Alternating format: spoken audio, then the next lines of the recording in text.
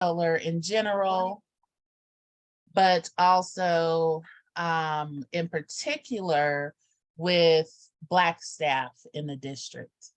So we want to go deep. We want to get all up in the nooks and the crannies. We want to get up in it. Okay, so we're going to use this opportunity to not only gather the data, but we also want to be able to use this data to have transparency, to bring accountability to what's going on inside of the district. So I, along with the chair of the DAC, the District Accountability Committee, sat down and came up with some questions. I reached out to a couple other people that have or used to work in DPS, and they posed some questions that they had as well that we added to the list.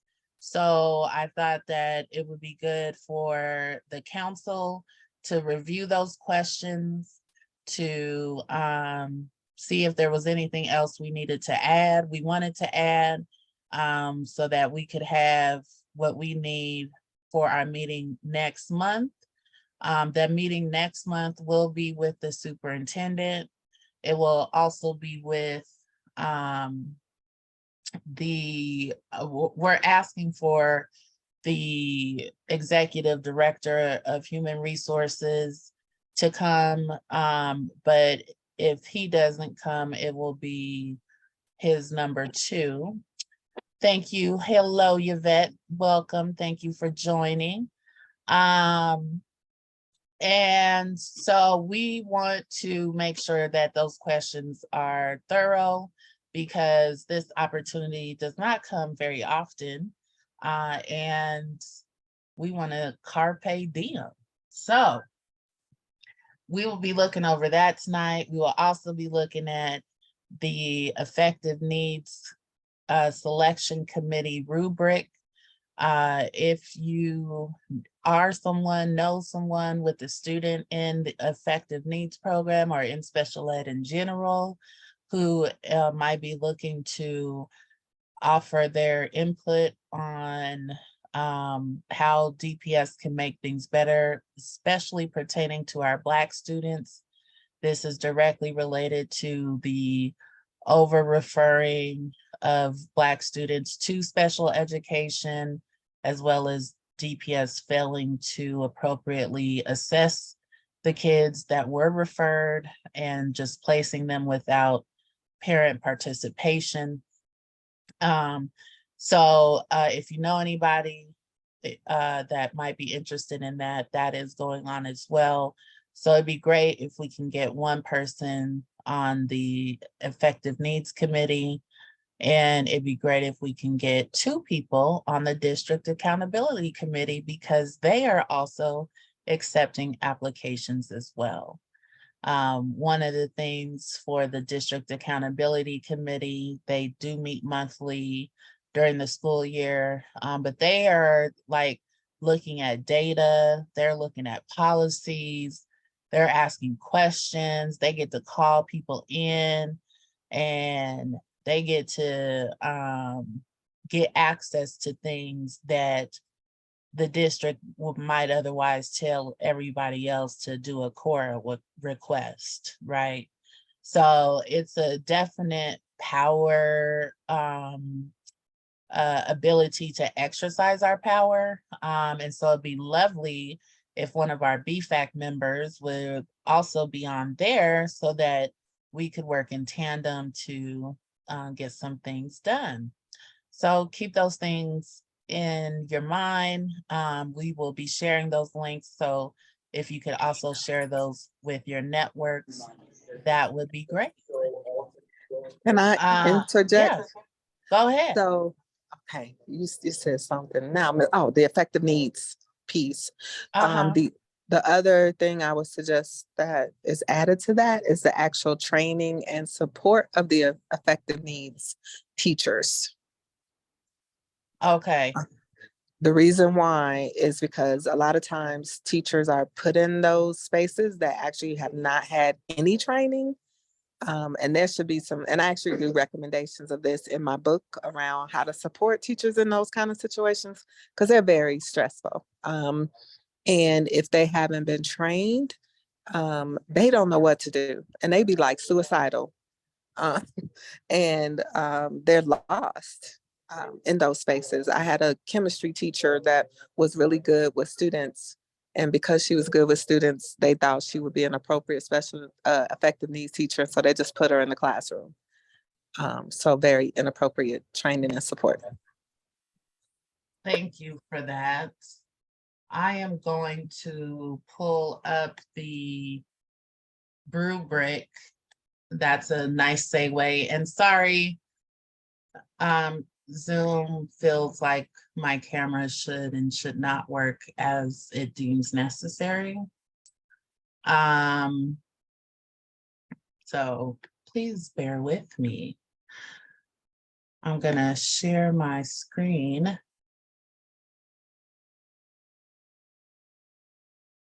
So this is the draft effective needs rubric.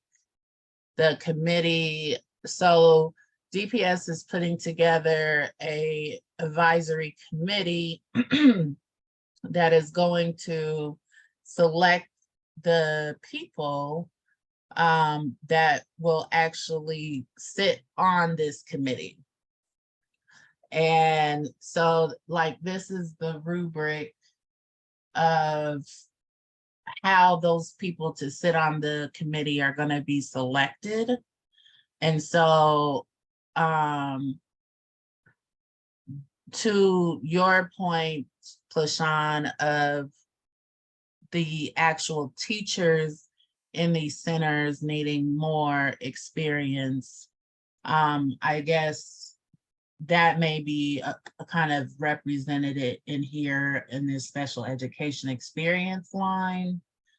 And we can also kind of, I guess, put that in a note, talking about what we feel needs to also happen in addition to what the district is putting in place to address what's happened with our Black students.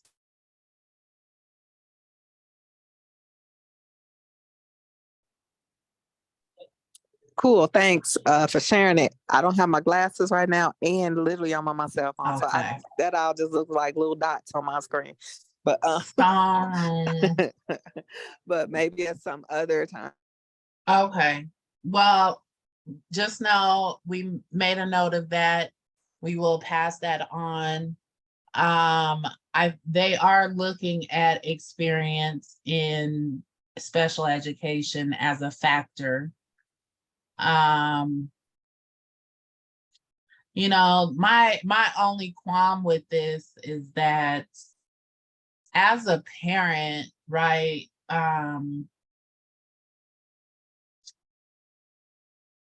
don't know. I think this comes from a perspective of like a professional and not a parent. And so like a professional is going to score better on this versus a parent, just in the nature that they are going to have, you know, this is their job. This is, you know, what they do. So then therefore they have extensive experience in doing it, you know, understanding it. And then, you know, and then some of these things are subjective, right? What does comprehensive mean to you versus what it means to me? What does equity mean to you versus what it means to me? Yeah, those are all excellent points, Tiffany. And I think especially if there are lay people like parents and community who really are not in that every day, they need to define it better. Like exactly, like what does that mean? when you're looking at it and experience it, so that people aren't guessing what it means, like they understand what it means, on the district side. What are they looking at? That's an excellent point. So what question isn't being asked that needs to be asked that can uplift the expertise that parents have? What, on the AN program or on special education or what? Yeah. Because how many people have been to an AN program? Okay. And that a lot of people don't know unless their child is in one, and they have or they're a professional, or they're a professional or school leader who has, either supervised a teacher or observed or something like that. Yeah. And it's really how do I put it in where are my words? It's where students are put together in a setting. Well, students are in a setting, a classroom setting, where their needs are addressed and where it's kind of a system to attend to their educational needs and to be very effective with what they need. And that outcome, the goal, they have goals, right, LaShawn? And they usually are staffed, with more people. But really, if you've been in one, want the straight skinny, we can look at and see how much it costs. It's a real. Well, it so is let me. a real. Let me give you an example. So in an effective needs classroom at GW, so we're going to be specific. Okay. We would have a child struggling with gender identification, okay, who is transitioning. We'd have a child who's been in about 5 or 6 group homes and gets kicked out because they're violent and can't handle it. We have 2 paras in a room where they're only 7 to 10 students. One kid just got out of jail for assault. Yeah. So right. Or we have, and in the classroom we have a girl who's been raped and who doesn't speak anymore. So yeah. And this is all kids in the same classroom, and this teacher is supposed to figure out how to put together services for all these kids. Right. And the thing is, the training or the professional development that they get isn't really adequate because all of the students have different needs. And so how do you specialize in the things that Plashan just mentioned, the situations that she just mentioned? How do you become an expert and handle all the needs of all of those students? And it's supposed to be a smaller classroom setting, and it's supposed to be where you have a greater staff ratio to students. So I think it would be good for people to, if you can, visit one or talk to. We might need people, a parent who is experienced having his or her child in an AN classroom. And a teacher. I think a teacher and a too. Teacher. Because because the teachers are in there with great hearts to really meet the needs. Then they have paras there who haven't really been trained and supported to support them. So literally, I'm in a classroom helping this teacher with these students. And the only reason why I know all the stuff about these kids is because when I was in the classroom, they came and told me, right? Because I was presenting in the classroom on some stuff that the teacher needed my help with. And after my presentation, they all came up to me telling me their business and asking me to do therapy with them. So I was just like, Lord have mercy. But you would never know by looking at these kids, what No. they're dealing with. But then 2 weeks after I left, one of the girls in the classroom jumped on one of the parents. So, Oh, yeah, it's deep. I think we do need to hear from parents and it's and deep. teachers. Mm-hmm. Yes. So, Mm-hmm. so what question, if we're looking at this rubric, right? Mhm. And this is what the district is going to use to Yeah, score the applicants that have applied to be on this Yeah. committee to fix mhm. the systemic oppressive issues Yes. that Yeah. have plagued our Black children in Yep. special education. So, So on the left side, the survey, there's seems to be 4 survey questions. mhm. What demographic groups do they represent? Mhm. Why do they want to be on the committee? Mm-mm-mm. What is their experience in special education? And what solutions do they have to improve it for Black students in DPS? See, they What need, other questions? they need to be ask, asked? have you ever been in an AN center? Mhm. Or have you ever been in one? Do you have a child in an AN center? Do you have a relative in an AN center? But if we want to get to things that solve, can you all hear me? Okay. Mhm. Because are we trying to, if we're trying to fix things, it's great to have people who have had experience and understand it.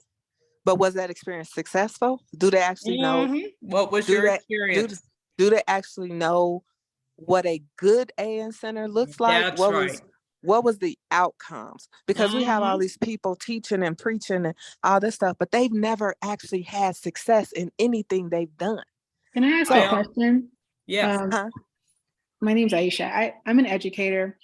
I moved here from New York City. And AN Center is the first time I've ever heard of something like this until I came here.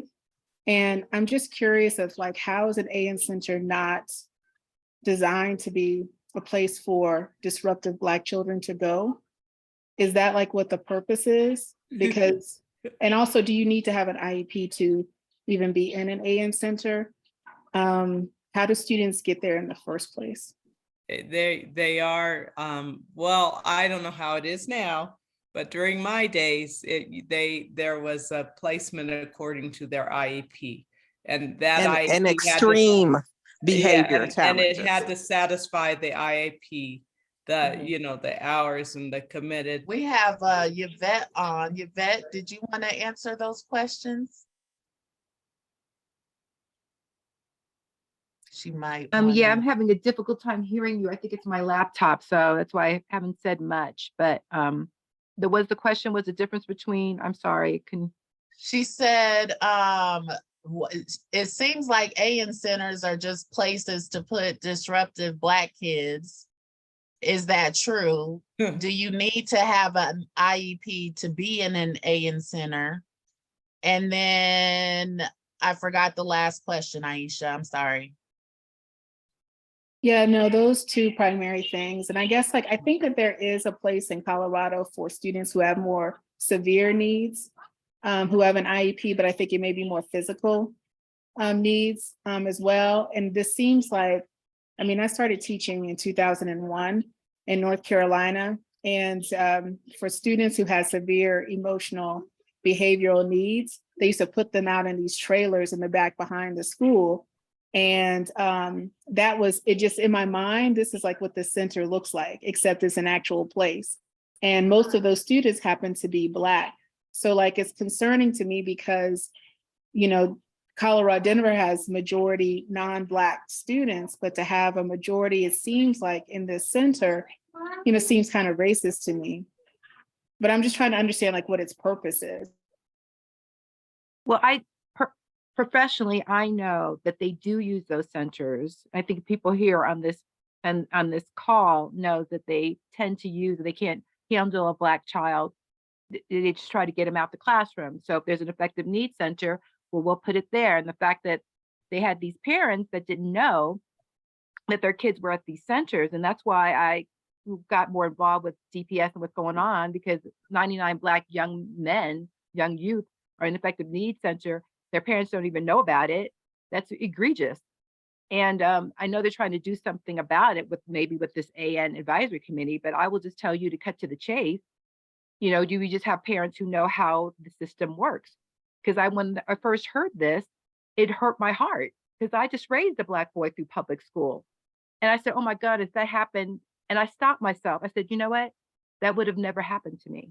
And that's not because I'm smarter than anybody or, you know, have degrees or anything. It's about because I knew how the law works. And so it was like, if my son, if I'm asking how school or whatever, and I'm going to their IEP meeting, and I mean, I know what they're supposed to do. I know they're supposed to give me an evaluation. I know they have to give me prior written notice. I know things that they're supposed to do.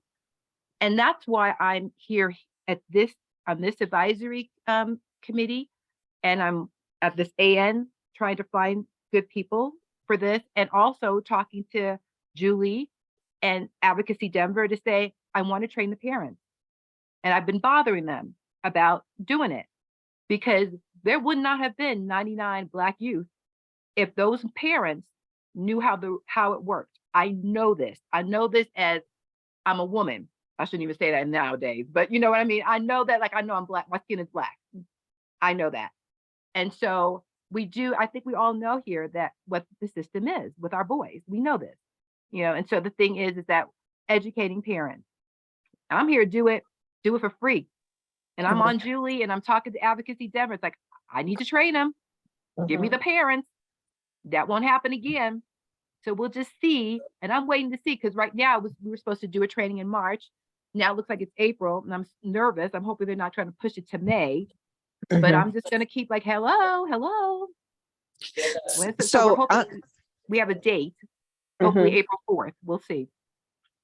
Now, I think one of the questions that's key, I believe the answer is yes, but to confirm that every student in an effective needs classroom or school or whatever has to have an IEP that states that is the best placement for them, correct? Yes, they have to have, but they have to have the team. They can't just decide it without the parent. Or 504. Generally for AN Center is 504 for AN Center. SPED is IEP. And then we have a MI Center that is a class for our social, emotional, and physically disabled, if that makes sense. If they have both of those, not one, but both of those. I just want to make sure that her question got answered. So the question was, was it required to have an IEP in order to be placed in an effective needs classroom? So the IEP process is team oriented, but the question was, do they have to have an IEP in order to be placed in an effective needs classroom? That's a yes or a no. But generally in the AN Center, they have a 504, which means they have a behavioral. The effective needs classroom. A 504 is a way lot looser than an IEP. They're different. They are different. IEP is a learning, and then 504 is behavior. I used to be over 504s for the district before I left. Oh, okay. Yeah, so I'm extremely familiar with a 504.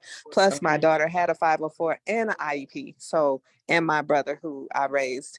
So I'm very familiar with both. But the question is, again, do they need an IEP to be put in an effective needs class by law? And so I think someone on here knows the law, and the answer is yes. Yeah, they have to have an IEP, but I'll double check if I'm wrong. I'm 99% sure that they're supposed to. But see, with DPS, I don't know, they may change the law, but from what I understand, they have to have an IEP. They have to have a diagnosis of socially emotional. And from that, they're supposed to try to bring supports in the classroom first. That should be the last resort. It's supposed to be the least restrictive environment. Right. And they Mhm. didn't, with those parents, they didn't even let them know. They didn't give a prior written notice. There was no conversation. There was none of that. So they were out of compliance in so many levels. And generally speaking, more white parents usually have 504s. You can Right. get extended time on your test. You might have asthma, little things that happen with the 504. So generally speaking, you know, you have to follow the law to be in the least restrictive environment. So an AN center is part of that IEP process. And that placement has to be is supposed to be the decision of the IEP team, supposedly. And that didn't happen. Right. Yeah. So is there a way to include more parental experience, to elevate parental experience in these questions that are being asked from the districts? I also just want to infer, just because as a caseworker with DHS, oftentimes it was my job to place kids in affective needs centers. So I think it's also important for them to, because it's not only parents, and a lot of the children that are, the youth that are in these centers are in out-of-home placement, to have representation from DHS, because a good majority of them are somehow in system involved. Would representation from, like, I hear you on representation from DHS, but like, not just someone from DHS, we need like decision makers from DHS. Right, I would say, because they already have definitely Black caseworkers that are already working in the schools. And I'm not sure what schools they're placed at now, but I think what I'm seeing is, of course, the majority of caseworkers are not Black, but they're dealing with Black kids. And so their first go-to is to put these Black kids in these programs. So there has to be somebody on this particular committee that is, you know, that's a checkpoint, because not all of these students that are automatically being just thrown into an AM program need to be in there. And a lot of times, if it's, you know, if you're not the parent of that kid, or if you're not the guardian, you're just somebody that needs to place this kid somewhere, that's just what you're doing. But there needs to be Black representation around that through DHS, through however that looks. That's a big, that's a huge problem. Yeah, thank you for uplifting that as well. I have a question, because one of the ladies mentioned about the teachers being trained, that they need to be trained. So can we have that same effort and push for parents to be trained? And maybe on the survey question that we'll ask about people who want to be on this committee, should they have some kind of training? I mean, people on the committee, like I've never personally had to deal with affective needs center. So if I was going to join this committee, I would benefit and would love for someone to train me with like somebody said here, like what's a good affective needs program? What does that look like? I would want to know that. And so I think there should be something here, some kind of question about having parents and professionals being educated on what's a good affective needs program, but also what the law says as well. I mean, maybe there should just be a training for all the committee members. Like if you're joining a board, it's great when they say, okay, we're gonna have a board training. You're legally fiduciary responsible if you're a board member. You should have a board training. So if they're going to make a difference, maybe all the people who are going to be on this committee, maybe it should be required that they have training, and we could define what that training will look like. Everybody, maybe together, it'd be great. Maybe they'll be kumbaya, you know, if everybody does it together, you know, learning together. That sounds amazing. Okay, so ensuring that we have representation from parents, that we train the committee, both parents and professionals on what a good AN center looks like, and what the legal requirements are. Yeah. Yes, ma'am. And then how are staff trained? So that kind of goes to that in the centers themselves, not this committee. And then, so do we still need to ask the question on the application of have you been in? I think so. Yes. Okay. Yes. Okay. All right. Any other thoughts, parting words? So when I said, I'm sorry, because I can't hear, so I don't want to talk. I'm sorry if I talked over anybody, but for the legal, I would say understanding the legal aspect of special education or something like that, to understand how it works. Because even teachers don't know, most of them don't know. The teachers, the OT, all of them, they know their specialty, but knowing about the law and what you're supposed to do, what you're supposed to do, a lot of them, the teachers don't know that. Administration as well, FYI, because a lot of administrators are breaking the law with how they handle students. I have one more thing. They need to really review a sample of the job posting for an AN center. That would be real interesting, because they throw anybody in there. Well, I would say that they need to be trained in CPI for de-escalation. I think that's probably a given. But also, if there's feedback about the AN Center, this may not be the place. That would be something I would be interested in, because I don't think AN centers are federal programs. They are Denver maybe specific or Colorado specific.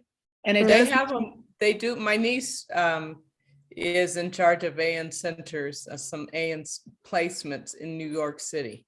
Oh, so I had never heard of it. They do. And as a matter of fact, autistic students are placed in those, and they have others that multi-intensive, so they do. Thank you. So I wonder if it is designed to be a place for students to transition out of, as opposed to. It supposedly is. And yes. So what that makes me ask is, like, for people who are more systemic in thinking, and like who can really help to develop plans for students to help them to transition back into regular education places. Because my that's what the IEP is supposed to be for. That they don't use, it's supposed to, that's exactly what that tool is supposed to be for. Well, I mean, it has to be someone. Is it Aisha or Asia? Aisha. I think it has to be someone who's like I mean, if they can have a degree in special education, or be certified in it in some way. But my wonder is about someone being able to help to think through with students and families on how they can transition out. That is good. That's really good. And who's transitioned out of an AN center? Just finding the data to see if that's happened. I think that's excellent. Yeah. I know as a principal, I had a few that transitioned out, and it was great. But it was a well-run center program. And I know of one person in DPS who ran a really good program and trained people. And that's, what is his name? Robert Gold, ahead of the teachers DCTA. He knew his stuff. Did you know that, Plashawn? I do. Yeah. I do believe so.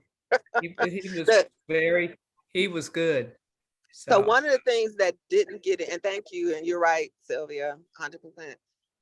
One of the things that didn't get into what I suggested was also support for those teachers, meaning you know that it's ongoing training and support.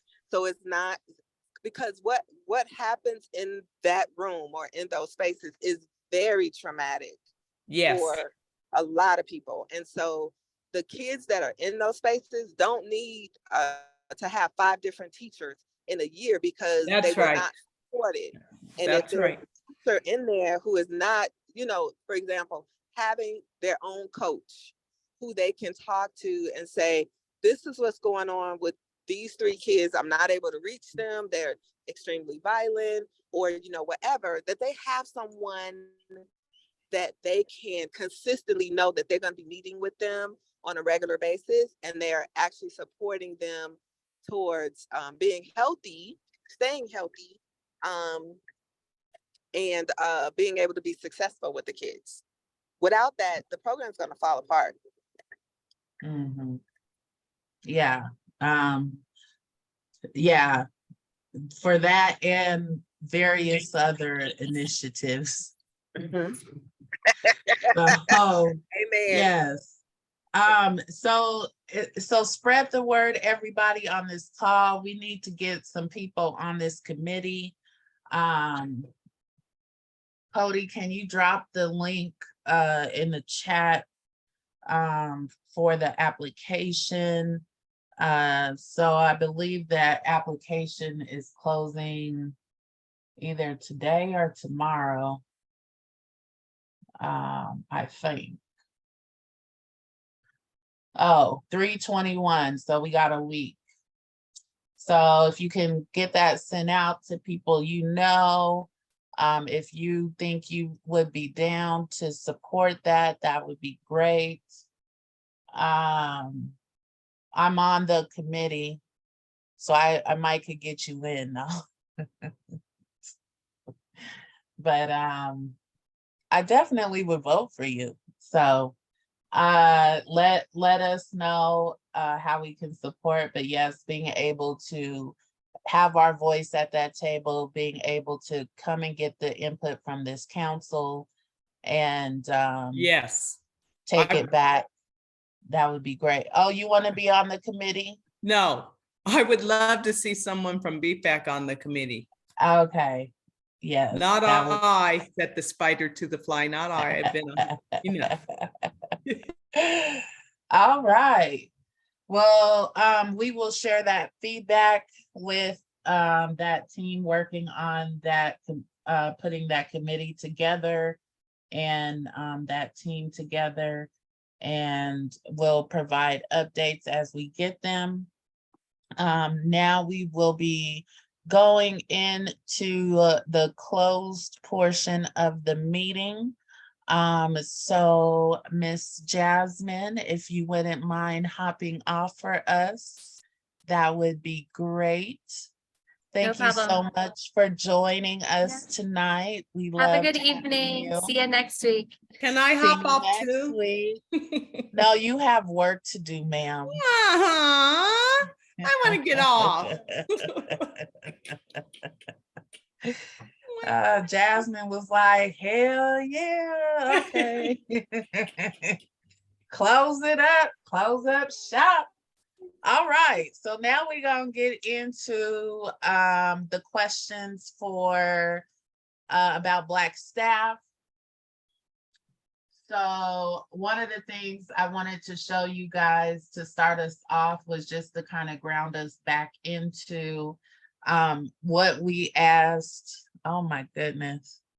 What we asked the superintendent in our roadmap implementation. So around September, September, October, the superintendent issued his roadmap, strategic roadmap. In that roadmap, he talked about all these things he wants to do, but it was not a roadmap implementation plan. It was a strategic roadmap. So, or a strategic plan, not a strategic roadmap, excuse me. So we as BFAC got together and said, okay, well, here's how we think you can implement the plan that you came up with. So we gave him these asks. When he came back to us in November, he had brought some responses to what we had asked for. Those responses, most of it did not address our concerns, which we provided that back to him. So at our April meeting, we are going to go back over those, ask for updates. Where are we at? You know, why aren't these things done? You know, what are the barriers? What is being done to overcome those barriers? But there's 2 specific points in here that relate to the specific topic that we will be diving deep on in our conversation in April, alongside the District Accountability Committee, which was our ask that the superintendent increase Black employees in the district administration, including central office, per year from 2023 through 2030, an increase of 15% year over year. And then we also asked, I scrolled by it. And we also asked that the superintendent increase Black teachers in each grade, in each school, in each year from 2023 through 2030. So that was the ask. Now, while that's might not actually be attainable, that was the ask. The response when the superintendent came, he had a lot of what I'm about to show you here, which was the BIPOC data. So this is in the superintendent's monitoring report that he issued on September 23rd, 2022, in relation to his ends 1.1, which goes to equity, which goes to dismantling systems of oppression. And so the superintendent is supposed to identify these systems and fix them. And so he's identified 2 systems. One is just central office in general. And then he's saying that in the HR system, the recruitment and retention of staff of color. So as you can see in these measurements, the district has grouped everybody of color together by BIPOC. This, of course, masks what's really happening with our Black staff in the district, because we know that Black staff has left the district. Yet, when we look at the numbers over here, these numbers don't reflect the exodus that we've seen over this last school year.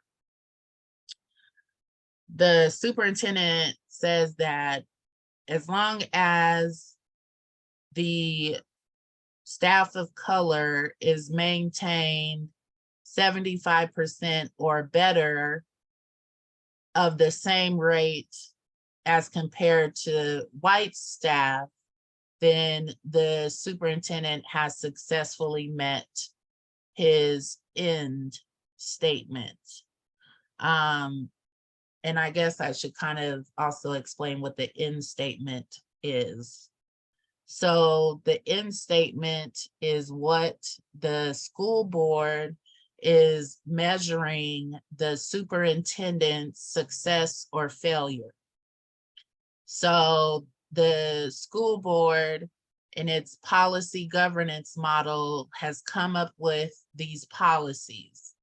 And in these policies, the district gives the superintendent directives. The superintendent then has to reasonably interpret those directives. And then he has to decide how he's going to do what he's going to do to meet what those directives are. And the result of those directives are what's called the end statement. So that is what I mean by the end statement. So all that to say is when we look at the data, when we look at these numbers in this column here, when we compare BIPOC teachers, the retention rate was at 87%, versus when we come down here and look at all teachers, which is AKA white teachers, they were retained at 85.7%. When we look at English teachers, they were retained at 91. I don't really know why they broke that out like that, because there's no comparison down here. But then when we get to BIPOC school leaders, 87%. Down here was 87.7, so 7/10 under, but not 75% of a deficit. And then BIPOC overall is 84.5, whereas this is 84.1. So again, this data up here is not really reflecting what we see happening in our schools every day. Yes, Miss Stephanie. Tiffany, I apologize if I missed it, but no, you're fine. Did he say that he could break that down further? Can he give us the numbers of the Black staff and teachers? Because yes. BIPOC means nothing to me. Exactly. So we also believe that. We also believe the district is hiding behind BIPOC. And so that's why this deep dive is so important as well. And so we did ask that question. And so I wanted to just have those two things in your guys' mind when we come over here to the questions that we put together thus far, that we are asking the district to provide to us when they come to our meeting in April. So thank you. You're welcome. So on this document, we put one that for everything we request, we want to see the information for the last 5 years, or I guess this is 7 years. Because we need, without the historical background, it's hard to see shifts and changes and be able to adjust for things. That to be able to see things by gender matters. We, as women, as we all are on this call, I think we all feel some type of way. So I think being able to see that is great. And then also breaking it down by race. We need to see it disaggregated by all of these things. And so the specific things we asked for. And so this is where I want you guys to just feel free to chime in. If there's something missing, if something doesn't make sense to you, please feel free to chime in, because we don't know everything. And that's why this council is so important, because it allows us to have so many eyes and points of view on one thing, so that it's so comprehensive and we can get these foods and make some change. So numerical data on existing staff. So the number of principal educators and assistant principals district-wide, number of teachers and teachers in the leadership program, special education faculty, disaggregated by teacher and para positions, staff in each department, and communications, legal, superintendent's office, felt, transportation, security, food services, Title I, mental health, facilities, human resources, academics, and central office. If there's any other specific departments that you think would be helpful to look at, please let us know. I Yes, don't know. question. Yeah. Was the data for people in school leadership or principals in particular for people of color? So we want the data for all races so that we can see where discrepancies might be. Because my wonder is that if they lump the group into school leadership, that also includes deans or students. And not necessarily, and then that's, I think also includes like why there's like a larger number or larger percentage than what we actually see. And not that, because anyone in administration is the principal, the assistant principal, the deans of students. School administration could also technically include office staff. Okay. And so I wonder if they could break it up by position a bit and also maybe break it up by public school versus charter. So maybe we add that here to this line. So assistant principals, deans, office staff,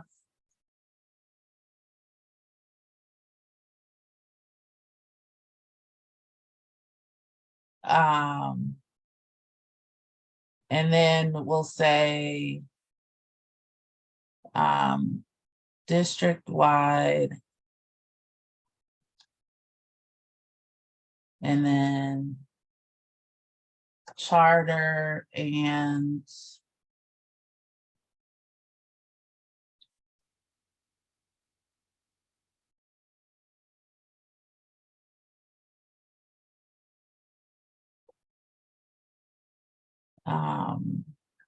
district-wide. I guess we do, if we say district-wide,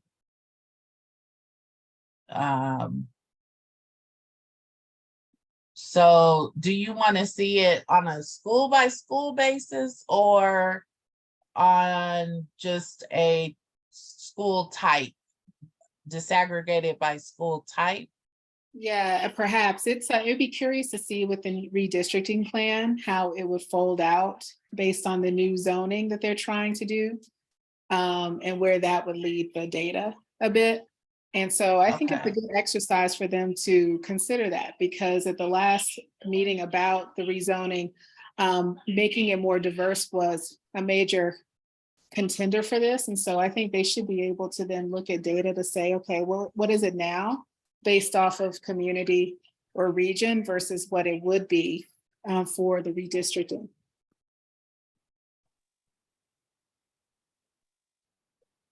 Okay.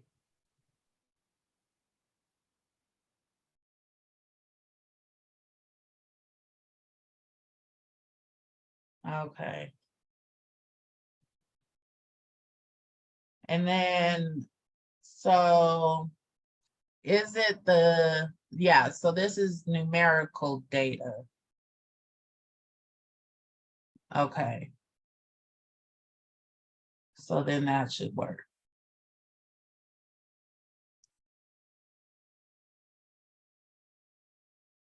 All right, thank you for that. Number of teachers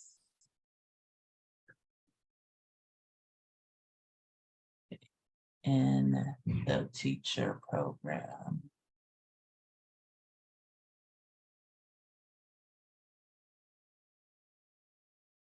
And then this should probably also be down here.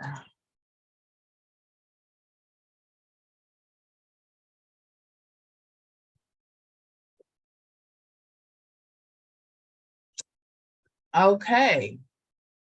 So we also would like SPED faculty Oh, I read that piece. Okay.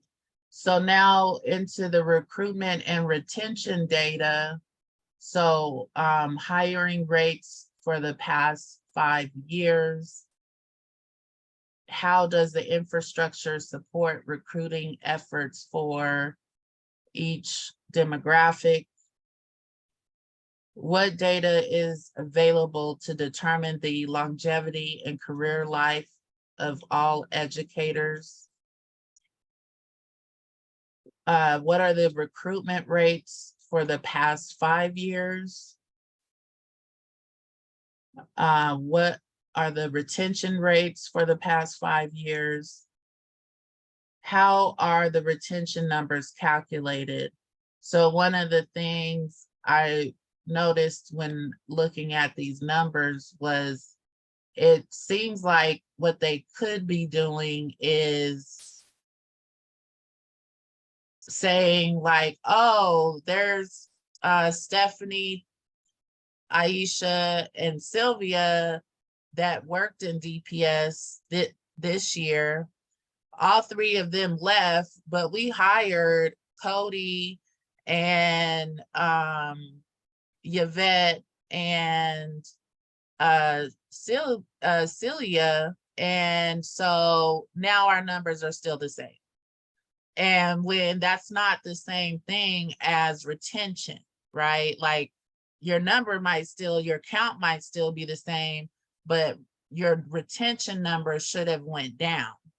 So that's what we're trying to also get at as well, is are they really calculating that number accurately?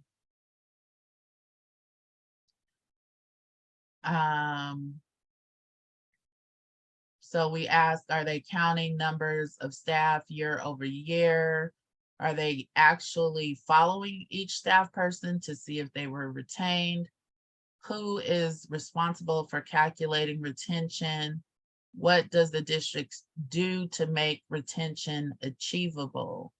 So that's like, you want me to not only go find a Black teacher, now I got to hire a Black teacher, but now I got to retain a Black teacher, right? And in the current system structure, is that even really possible?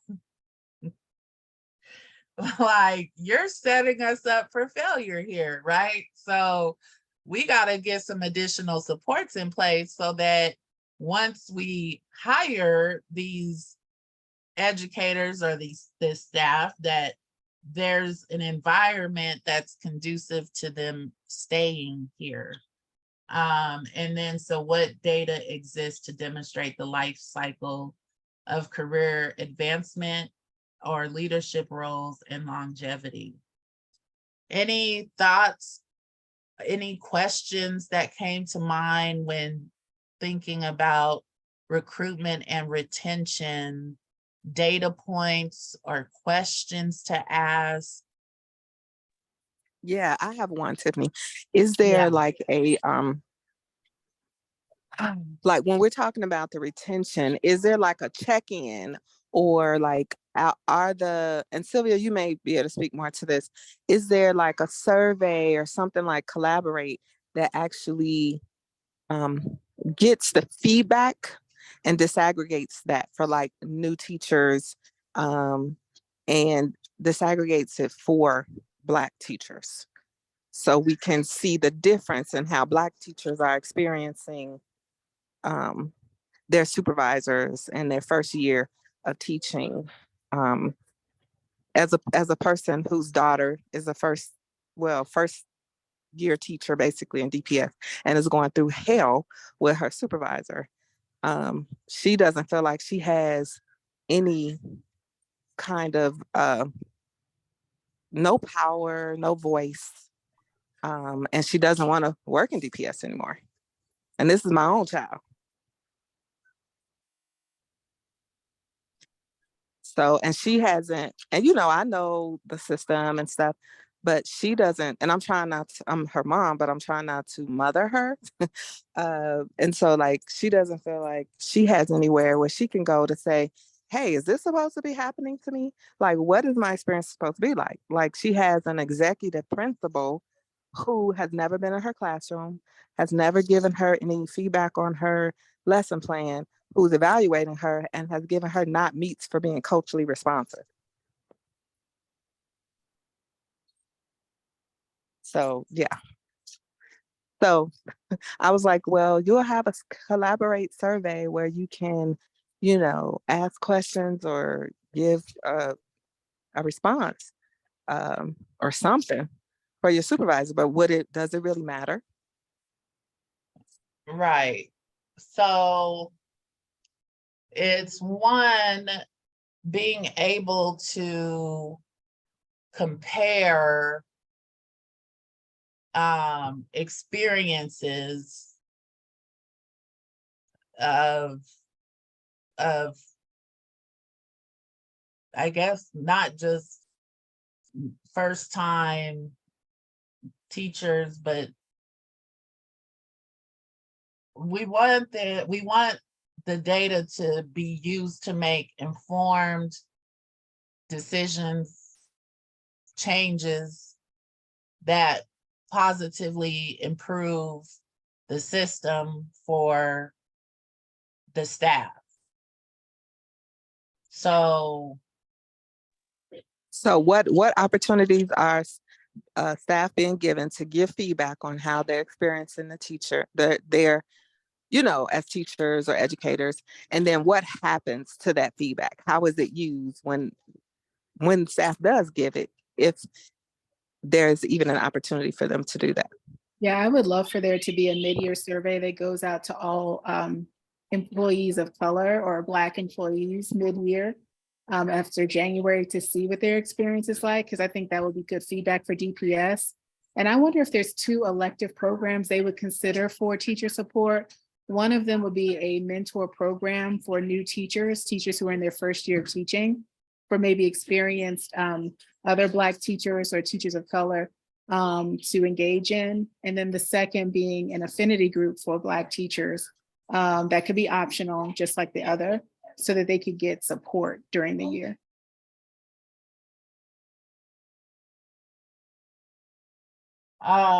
Ms. Sylvia, you want to talk about your group?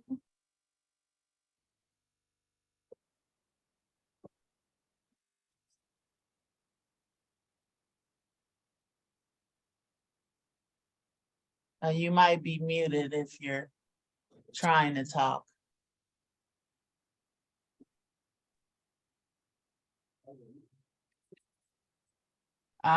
Well, Sylvia has a educator of color mentoring program. So we will connect you with her, Aisha, so she can talk to you about that and hopefully connect you with that resource. If you are just joining us, thank you for joining us. We are in the middle of the conversation on finalizing questions that we will be asking of HR that they will be presenting at our next meeting on April 11th with the superintendent and hopefully the executive director of human resources, but if not, his number 2. And so we are just going through these questions.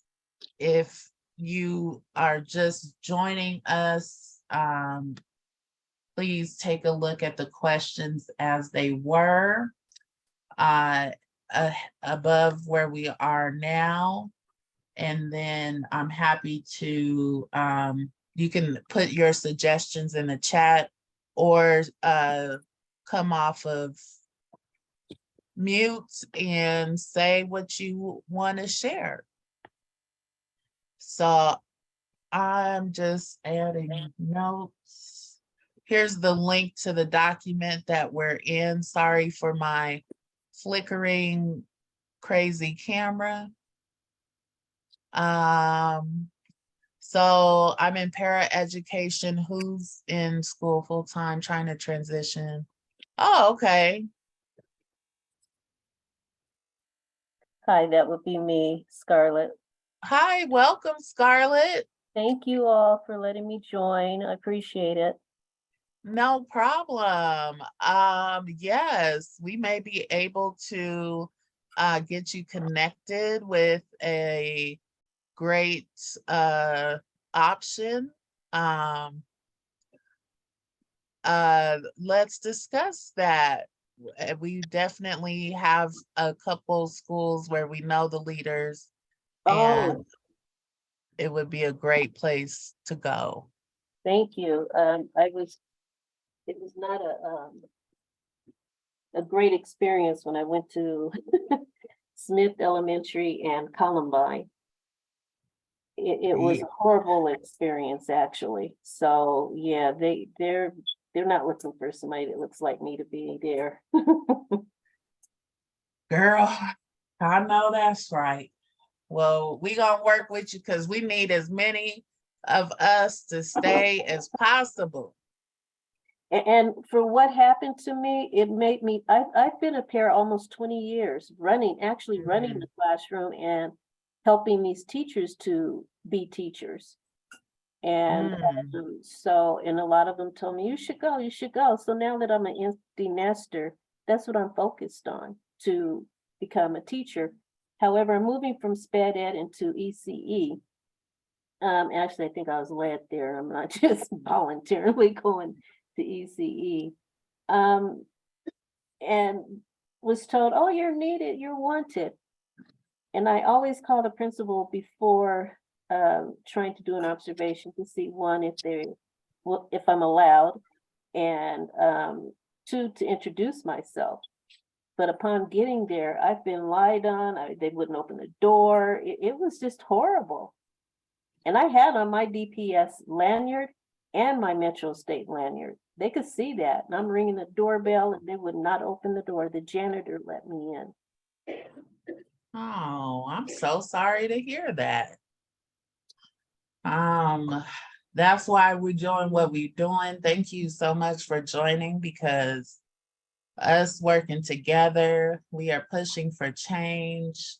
And I believe we can get some things done. So you all have that firsthand experience. So this is a time where, you know, those issues you've encountered, those problems you've encountered, you know, the harassment, the ignoring, you know, we can start to get to those root issues and start to address those things with these questions, with this data, right? We don't just want to see the data, right? That's could largely be irrelevant. It's what we do with the data. It's what comes after we get the data, right? Right. So what do we want to do with the survey? We want to get the survey, the mid-year survey, so we can see that staff is not happy. We can see trends. So the district can provide maybe those school leaders additional coaching. So that an action plan can be put in to mitigate that issue. What do you think we can do to help make the survey actually useful to addressing these issues? And sorry, Sharon, welcome. I saw your hand up. No worries. I put it in the chat. I was responding yes to Shalalia. I hope I didn't chop your name up. Because my son did not feel he was prepared. He was going into engineering. He did not feel prepared for college with his math and his science. I put math in there, but Shalala mentioned the science as well, and that's true. So if there's some kind of way that could be addressed, that would be fantastic. Thank you so much. Yeah, that, and see that issue with the math teachers quitting mid-year, that is not a Black staff issue. That's a education environment issue. But we can always ask the question, right? Like, we need to be encouraging more of our kids to go into these careers. We already don't have enough, and then we need some representation as well. So that would be great. I just wanted to add an example to that. So I was a science teacher for a school here in DPS, and it was a bad situation. I wind up coming back like a year later, actually not even midway through, in October, because the person quit, and I had to finish the rest of the school year out. And they did not do very much to retain or keep me as a Black science teacher in that school. So they're not, even if we are going into those, areas, they're not doing anything to really keep us. So, and then what I was about to type in was, what research-based examples of retention for Black teachers are you using from other cities? Because there are being programs or interventions used in other cities to help retain Black teachers that they could be looking at. Okay, what research-based examples of retention plans for Black teachers? Please, manager to register for. Of retention plan for Black teachers. Thank you.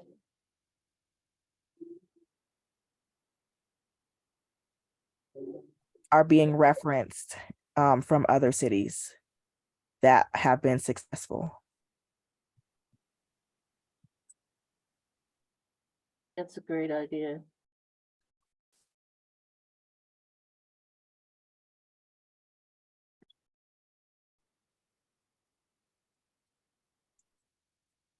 How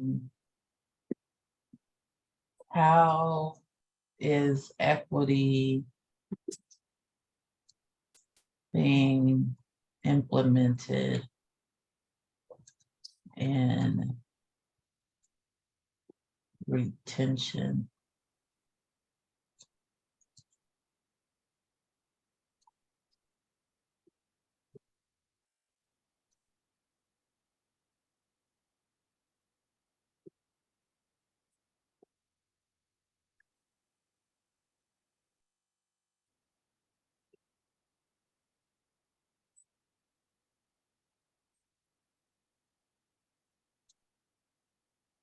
Okay. Plashawn, we did get to, oh, thanks, Aisha. Plashawn, we did get to the data piece, or the feedback loops piece. So we did add the survey in. We said, what are the response rates on the collaborate surveys? How are the surveys being used to inform actions to improve culture? How are these improvements being monitored and measured?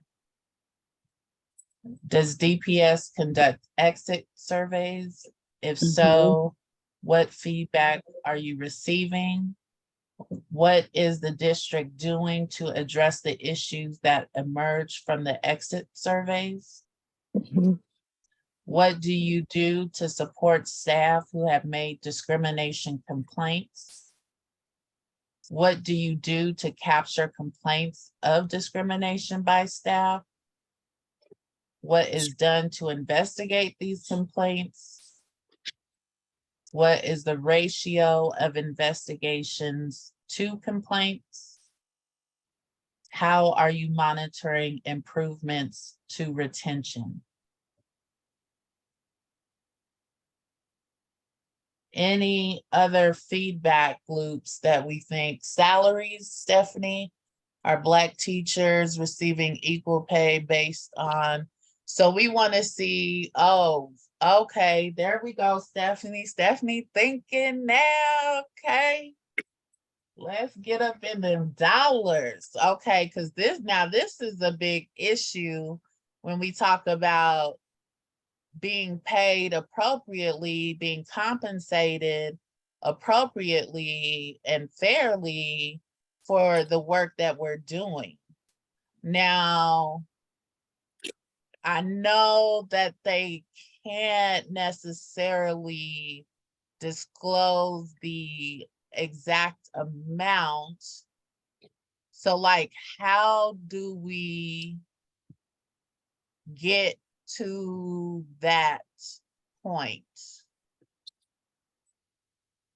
Right? Because like, if they're like, oh, this, you're a tier 2 exempt employee, which means you're in this range, right? And so like, what can we do to try to narrow in on, you got 2 people basically doing the same job, but this one getting paid $5,000, $10,000 in this one over here.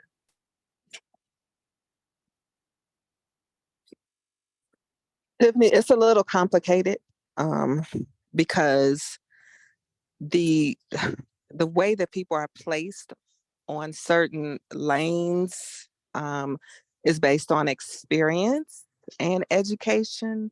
And sometimes, depending on who's evaluating that person's experience, they can literally take off 2-3 years of experience subjectively. So, I mean, that's difficult. And unless you know to push and advocate for yourself, you could be stuck making several $1,000s less than your peer with the same or even less experience than you. So that's difficult. But if you were just to compare apples and apples, you can just say the teachers who are on the same level with the same experience and disaggregate that by race. Okay, say that one more time. The last part, not the whole thing. You can say with the teachers on the same levels, meaning the same experience, like the same lane, I think they call it, and just ask that they disaggregate that by race. So if I have a master's degree, you have a master's degree, and we both worked 5 years as educators, then we should be making the same pay. Okay. And so they can disaggregate that by race.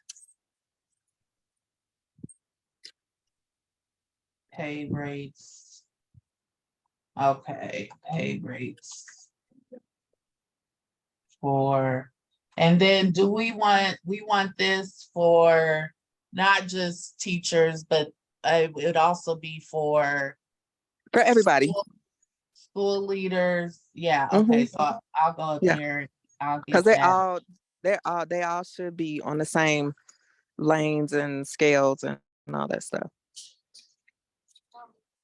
Okay. Can I ask? I'm sorry. Oh, go ahead. Can I ask if my question makes sense? Was like, what are they doing to make sure Black teachers don't end up with everybody that's in need of discipline? And my experience as a parent is the good Black teachers that we have wind up with every challenge or every challenging situation by themselves, whether they're counselors. It doesn't matter what kind of staff position they're in, but I just thinking of teachers specifically, it seems like they wind up with everybody that's a constant issue. I hope that makes sense. No, it does make sense, because even in the restorative justice, like people are hired as restorative coordinators, is typically Black people, and they really end up doing discipline. They're not even trained as restorative justice coordinators. They're just kind of like assistant deans. And then they end up just working with all the bad Black kids. And I mean that loosely. I don't mean Black kids are bad. Just, everybody kicks them out of class. And so they end up with that person. So no, you on target.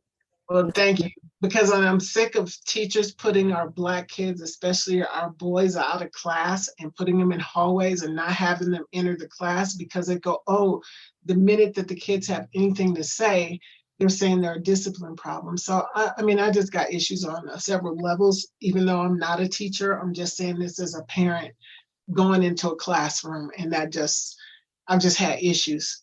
So. What's even worse about that is that now I'm in the schools as a nonprofit leader who has a program within schools, and they will even place kids who have those behavioral issues with the school in our program because we have Black staff. So Yep. they're not just doing it to the staff, they're doing it to any Black person that comes in and works with the students. That's true. That's how bad. Second that, yes.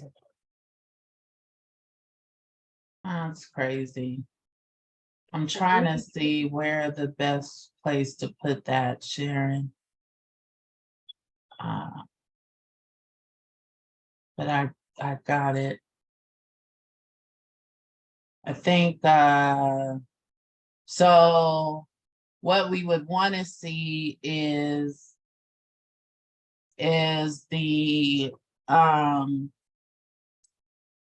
Black staff and Black student ratio.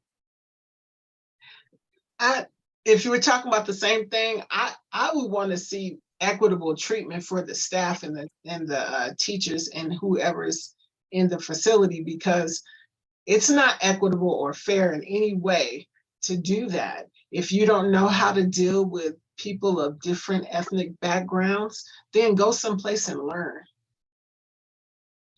Yes, but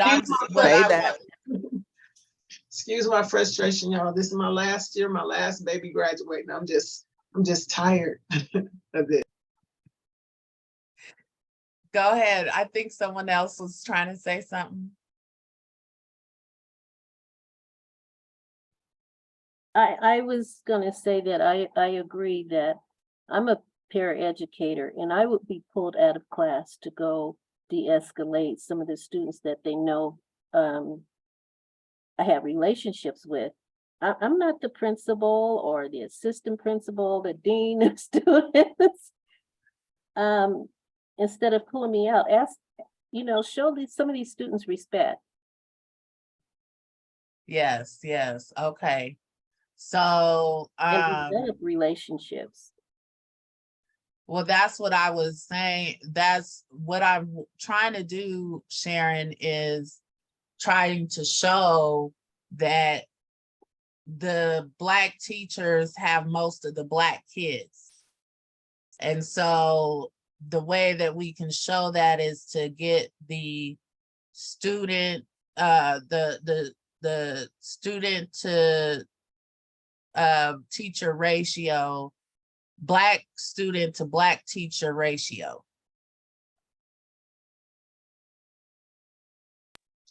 I don't think I understand yet. So could you say a little more? I'm not understanding. So like if I'm at DMLK and DMLK has 100 Black students and DMLK has, and this is not all going to be in this same question, but based on all the data points that we get, right, we will be able to see how many Black teachers are in DMLK.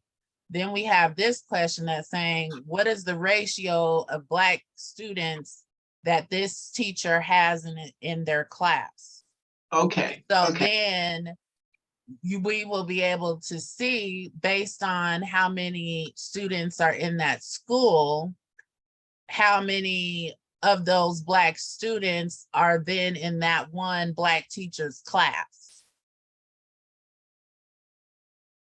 So then it will be clear, like, okay, because I mean, in general speaking, if you have a small percentage of your population that's Black, you would have a small percentage of that population in each class. You wouldn't have a class that was majority Black. That's like segregation, pretty Okay. much. I get it. Yeah. Does that make sense to you guys?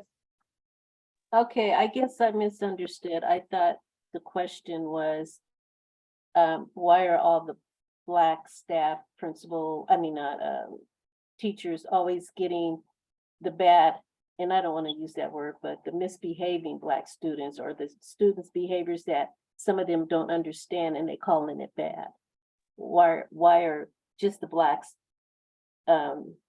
teachers or whatnot getting those students? That's what I thought the question was. That was the point I was trying to make, but I just wanted to understand what Tiffany was saying. I didn't understand what she was saying, but now I understand. But yes, my question was, how can we prevent that? Because that's taxing. That wears the teachers out to always have everybody be responsible to hold relationships with all of our kids. They need to learn better.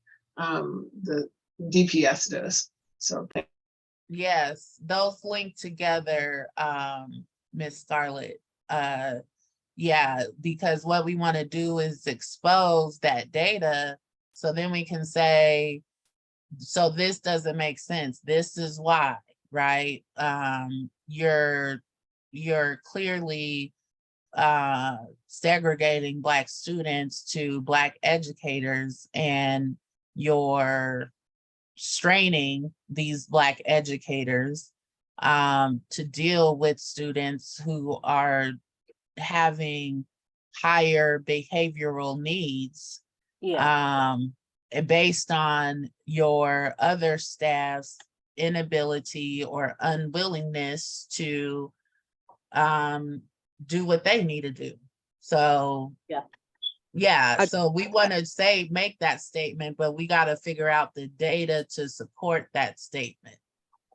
So it might be more questions to the teachers and the staff in the school around how many times they have to engage with a Black student for discipline problems that other staff can't handle.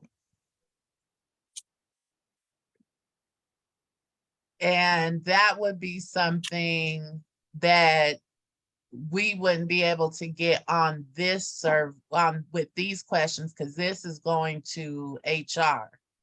Right. And that's what I'm saying. It's going to be a problem getting to that, because I don't think that the question that you're asking is going to get to that, because it would be good if more Black students were actually put on the roll for Black teachers, where they actually had a Black teacher. That's actually a good thing.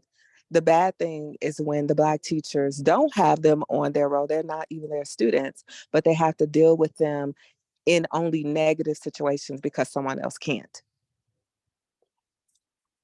Okay. Yes. Miss Sterling, I saw your hand up for a second. Didn't mean to talk you out.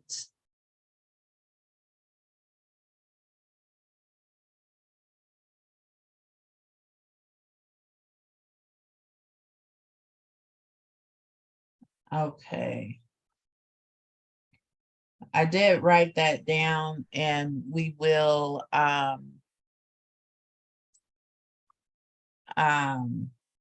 put that in a list of questions, thoughts, things that we need to address. So Tiffany, I don't know if this will be a question or where this will go, but from this conversation is making me think about, I don't know if something like this is in place on any campus or if it's been thought about, but it's making me think about groups. We talked about affinity groups, maybe for teachers, but I'm thinking about like a group. I don't know if we would call it an affinity group, where teachers of color, Black teachers, are meeting with non-teachers of color, teachers who are not of color, and providing that support. for them. Like, you know, just schooling them maybe on culture of the community. I'm from New Orleans. My mom deals with a similar thing. Most of the schools are predominantly Black students, and we do have predominantly Black teachers in those spaces. However, they're not all Black teachers. So we do have some teachers who come in from other communities who are not really familiar, and the same thing happens. Like the teacher will feel like they can't connect with the students, so they kind of pass them on to another teacher who they may have a relationship with, who is a Black teacher. So on her campus, they started kind of groups where the Black teachers can meet with their white counterparts, and they just talk about things. They talk about the culture, they talk about the families of the students that they're dealing with, that they're working with and servicing. And so that has been helpful in that setting, to kind of support the teachers who are not of color.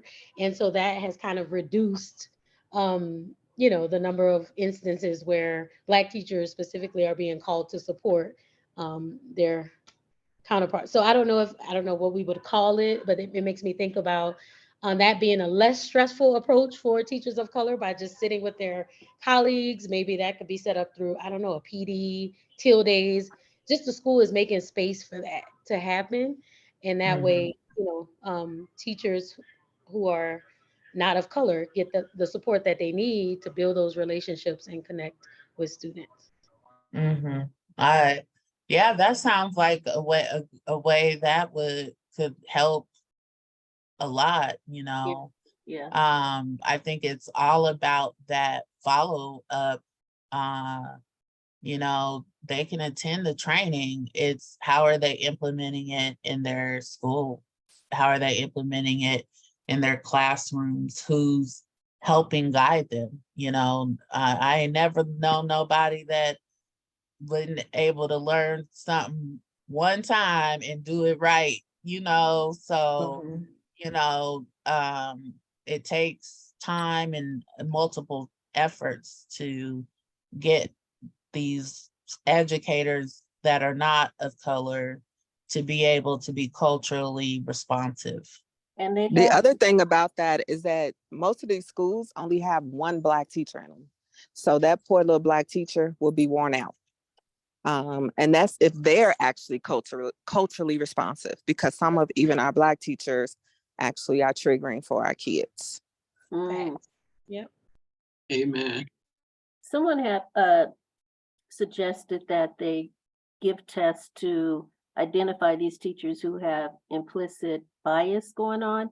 And I think that should be addressed, because I don't think a lot of them know or will accept that's where they're at. So in order to come together to sit down and say, okay, this is what our children, where they come from and the space they're in, and how to help these people transition out of that, is first they have to even identify and admit that they have some of these biases going on. Yeah. And there has been lots of trainings. I don't know, like Tiffany said, you know, what kind of support and backup, and you know, you can't do one training and then expect it to stick.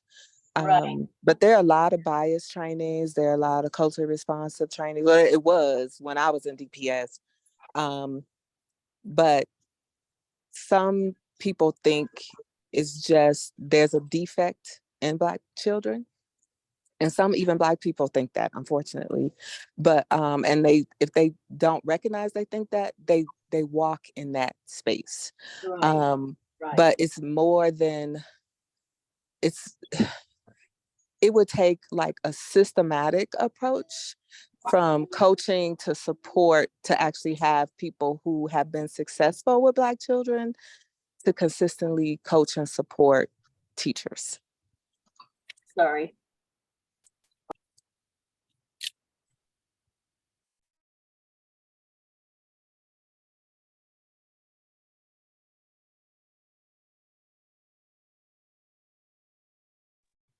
I don't know how y'all are not overwhelmed, because I'm a parent just on the outside, not teaching, and it's just so, I just get so emotional and triggered by it sometimes, just trying to deal with my students and how they're walking through the situation. Because my daughter says, Mom, I don't want to talk about these people anymore because these teachers are racist. And she said, when I had a Black teacher, I didn't appreciate it. And now I really appreciate what I've lost because there aren't any that she has right now.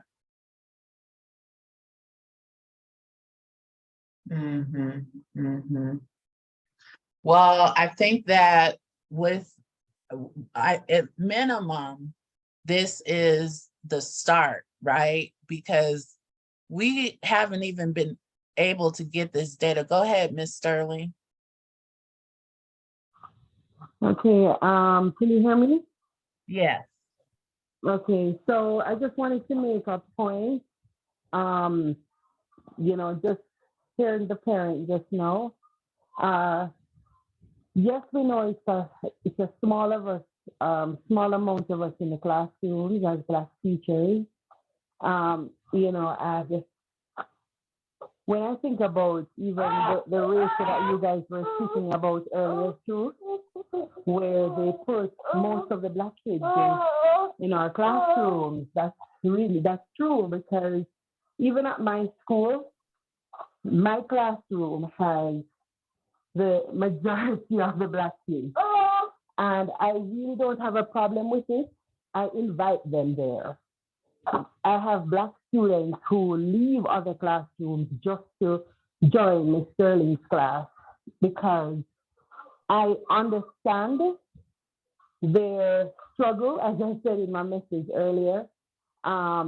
It's not that they're rude, but they have a way of expressing themselves differently, right? And people will misunderstand it and say, oh, they're rude, but it's not. They're not being rude, and I understand it. I understand them. And because of that, I invite them to my classroom. The other teachers, oh, Ms. Sterling, I can't deal with these, send them over. I'll deal with them. Let them sit in my room and do their work. If I can help with math, if I can help with their language, I'll be that support system for them, even though I'm a science teacher. So, I know you guys are saying, Tiffany, you were mentioning earlier, separate them. We don't want segregation where the Black kids are with the Black teachers only. But to be honest, I don't mind. Give them to me. I'll keep them. I'll help them. As I said, I tend to be a little bit more lenient with them because I know the struggle that they face. I understand them. So I'll take all of them. Yeah, that's just my part there. Thank you for that. And I appreciate all y'all in these buildings doing what you guys do on these front lines and dealing with everything you guys do, because without you, our kids would be in a much, much darker place. I hope that the goal of these questions,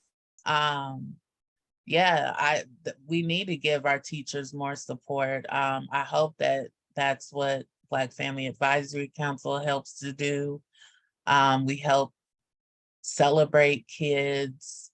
Go ahead, Shalala. Thank you. I just wanted to highlight the last thing that I put in there. I think it may go in the feedback loop, but I've talked to several Black teachers who have left DPS and they have felt like they are permanently barred or from even returning because they were trying to grieve or trying to explain their grievance with being discriminated against or something crazy going down in the school. And because of that, they're like, oh, well, you're no longer allowed to teach in DPS. And that's happened to several, there's an actual podcast about it now. And it's called the Black Educator Exit or something like that. That's how many people it's been. So I guess my question are what steps are being taken to reduce the amount of teachers that cannot return to DPS based off of like your grievance process. Because that's what, like, why are we doing this when we know we need, Black educators? You're not trying to clean up your mess. That's really what it is. Thank you for making sure to point that out. Definitely agree with that. I can play with that wording a little bit to get that. But yes, thank you, because that is a big problem. And not even just on people who have worked there. Someone I knew had never worked there and was flagged, and it was a whole issue for her to get employed, and she's probably not the only one. So there's like a lot of stuff going on in HR, and HR is the main door in and out. And we ain't making the headway we need to if we're not making any progress there. So that's what we hope that these questions are going to be the start of. This data is going to be the start of, is opening that door so that we can see the data that we need, that's specifically focused on Black staff in the district, so that we can start having those measured outcomes and pushing for that accountability. So if you think of anything else tonight, please let us know. Otherwise,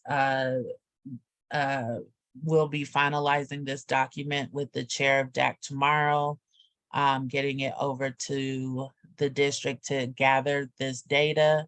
And then they will be presenting at our meeting in April. So please make sure you join us. It'll be our last in-person meeting for the year. April 11th, we'll be at Manual with the superintendent, the either executive director of HR or his number 2. And we'll be taking a deep dive on the recruitment and retention of staff of color, but I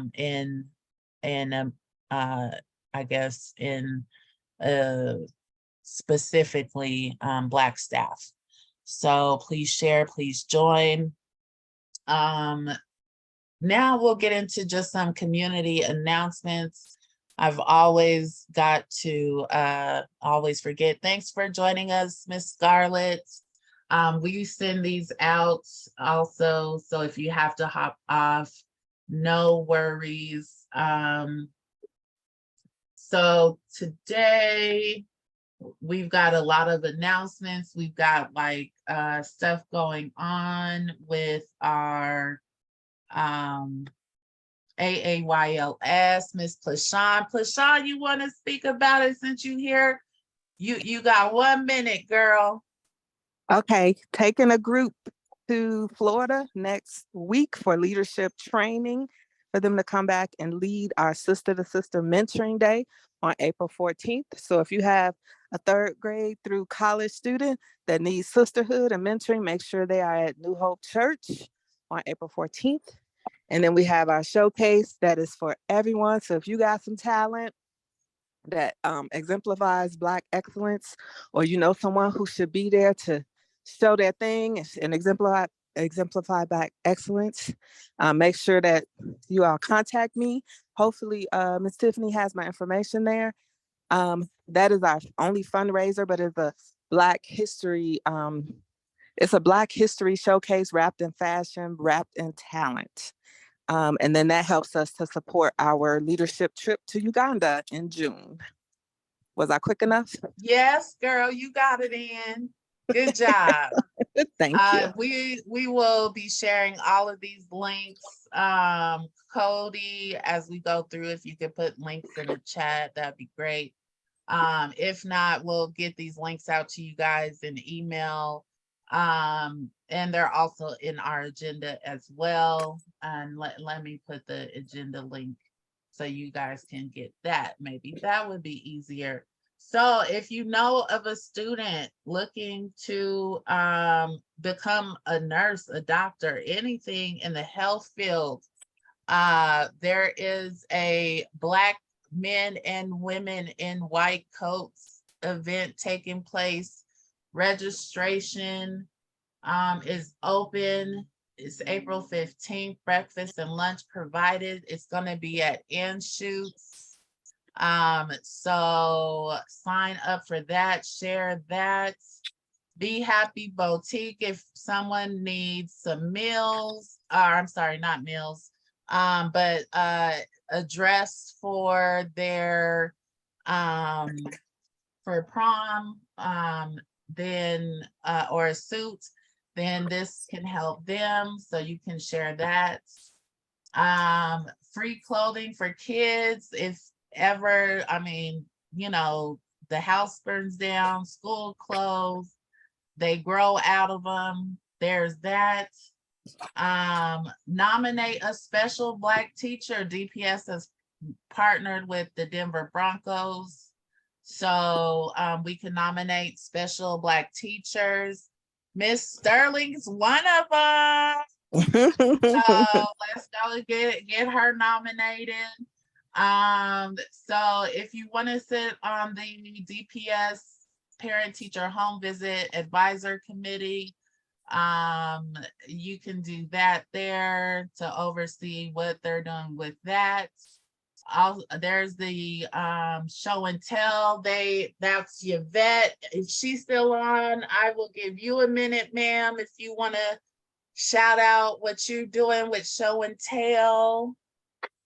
Yeah, I just put something in the chat of an upcoming workshop for parents and teens who are transitioning from high school to post-secondary. This will be our 6th one. We've been doing it for the past 5 years.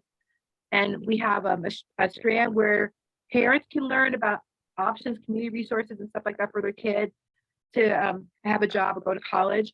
And then we have the youth. They have their own little strand where they learn about advocacy and being able to tell their teachers and their parents, this is what I want to do. I like to do this. So that's coming up March 30th, the first one. Yes, and all of those are free. So please, if you know somebody with a student with special needs, please share that resource with them. Creatives want change. So if you know someone who is into art, into whether that's like actual painting or graphic art, then this would be something that would be completely up to their alley, specifically focused on Black artists, youth violence prevention centers, youth advisory council. I know we all know about all this youth violence going on. So if you know some youth that want to figure out solutions, that would be great for them. Nurturing Father class, it started March 1st. You can still join. They're still looking for more people. And yeah, taking help is a good thing. So we just had the man behind the trigger, Peace Medi Moves. I want to that say has a training coming up. Oh, go ahead. I actually went on Sunday and I took my 2 sons, and it was one of the best experiences. It was just a good time we did Muay Thai together. We also did capoeira and stretching, but it was a really good workout, and it's free to the community, and it's at Athletics and Beyond, which is it's in Montbello. I'm not sure of the exact address, but it's in the flyer. But if you can make it, please come. It really is a good time, and it's perfect for the entire family. Every Saturday and Sunday. No, these babies need money for college. We got 2 scholarships specifically looking for Black students going to college. If you need help paying your light bill, some food, some clothes, the community hubs and DPS can help as well. Get somebody on that AN committee. We need that. And we need to find a replacement for Sharon on the deck, huh, Sharon? Like she said. Yay, please. Sharon tried to recruit me. I say, girl, I don't know what to tell you, okay? But I can't do it all. So please share the word, everybody. I don't know if anybody else has any last words, things they wanted to say, bring up. Please, if anybody want to send somebody to DAC, I'm just going to put my email in the chat, or well, you can get my email from Tiffany. But if you know a parent that wants to be in DAC or something like that, but just somebody that will hold that space so we can, it's not, just let them know they're not going to turn DPS upside down in DAC. It's just, that's not what they're there to do, but they want to hold space so that they can look overall at what's going on in DPS and bring those issues that we have as community to the DAC. Yes, thank you for that. Mr. McDonald, welcome. How's it going? Hey, I just wanted to put it out there. Our Council of 12, that's our Black Student Council, is putting on a dinner next Thursday at Lake Middle School. You all are cordially invited. It's going to be Joanne's Kitchen, who specializes in Ghanaian dishes from Africa. So it's a taste of Africa. And I'm sending out an invitation to you all if you'd like to come and just sit on in and mingle with us as we enjoy some African cuisine. All right. Would you like us to share that invite as well, or is it just for? No, it's just for who's right here right now. It's limited. I got limited space. Okay. Well, thank you for that. And Shalala. Thank you. So I am the founder and executive director of a nonprofit that recruits and supports Black and Brown students in advanced coursework.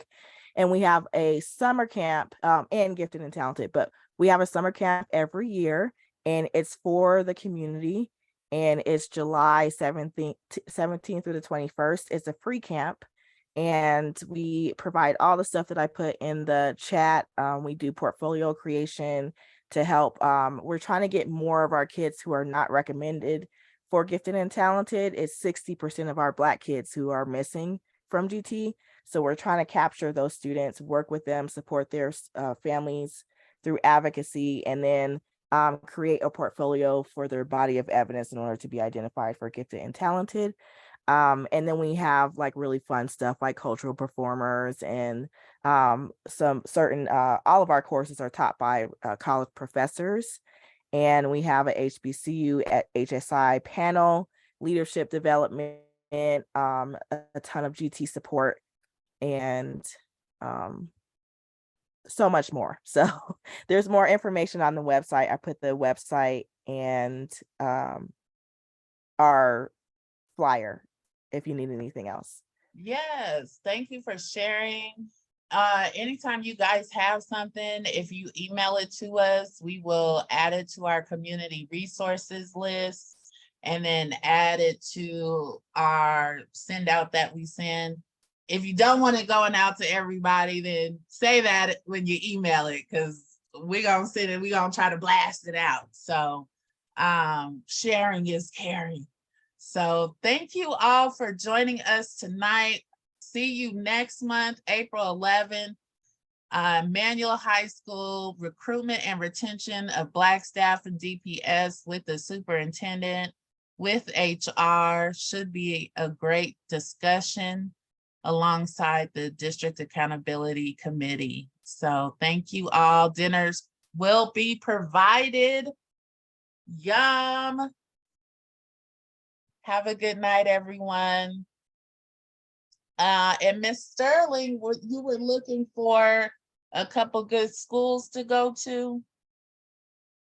I don't know, she's still there.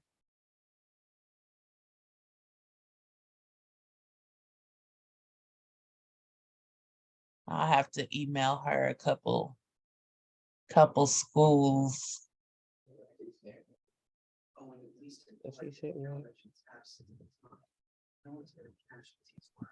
Hey, Cody. Hello. We made it, girl. We did. We finally made it. There you go, Tiffany. What'd you say? I said that was a good